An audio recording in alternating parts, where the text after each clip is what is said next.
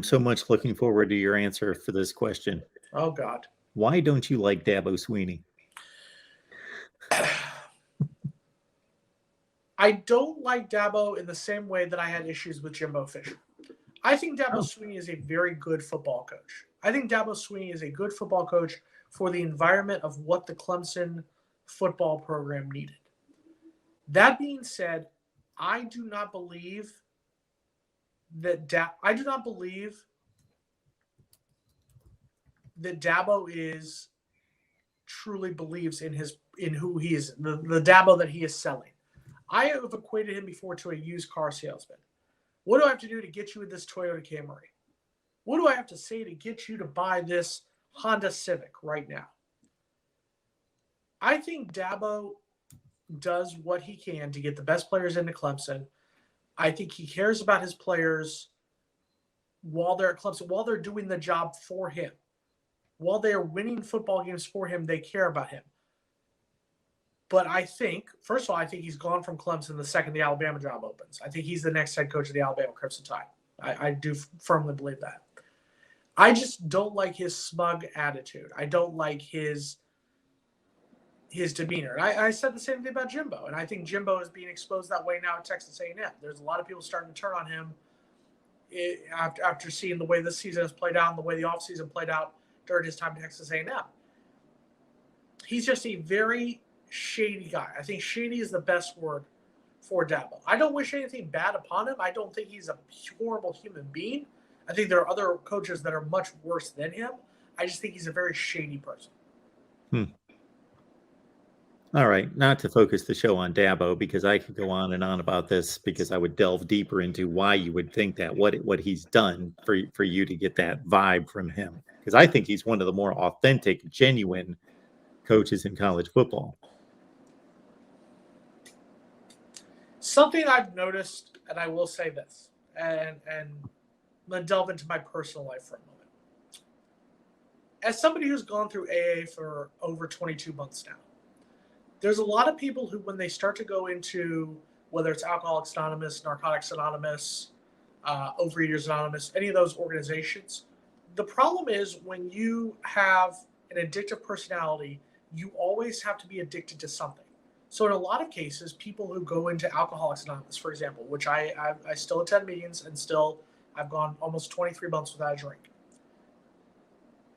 A lot of them turn to religion and become an overly zealous religious person because that's the addiction. It's not because they are truly a religious person as who they are, but they become addicted to the religion.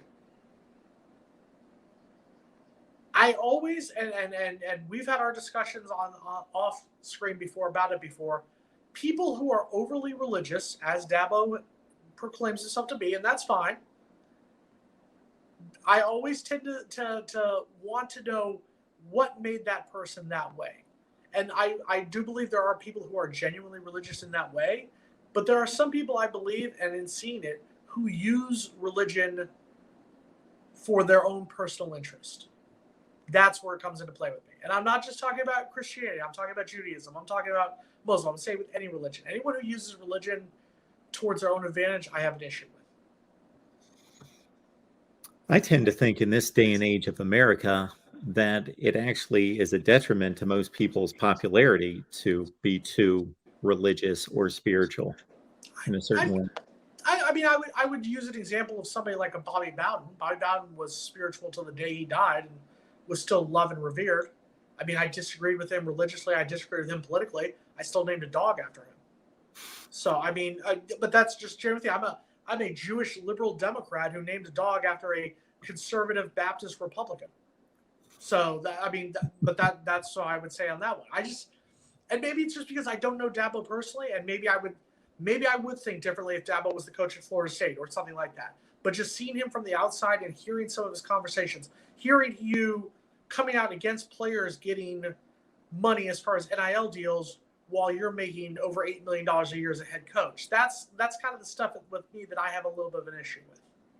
Well, you just stated something that's extremely important, that for example, I like Dabo Swinney based on what I've seen, based on what I hear out of him, but I would in no way vouch for the man. I don't know the man. If something horrible came out about Dabo Swinney tomorrow, I'd throw my hands up and say, I was not a supporter of Dabo Swinney because I don't know the man. I don't stand up for or vouch for anyone I don't personally know.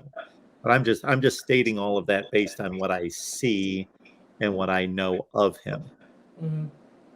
So who knows what goes on in the personal lives and personal thoughts of individuals. So. I mean, I if I'm ranking the 3 coaches as far as who I hate the most, as far as between Billy Napier, Mario Cristobal, and Dabo Swinney, I'd probably rank it Billy Napier, just because if you're the coach of the University of Florida, you are the devil. Like, you just absolutely are the devil. So it has nothing to do with him. Oh, it's absolutely. The head coach of the University of Florida will always be the devil.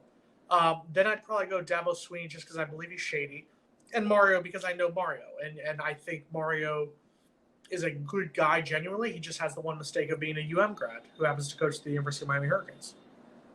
And I mean, they're sad right now. They're 2-3. It was sad.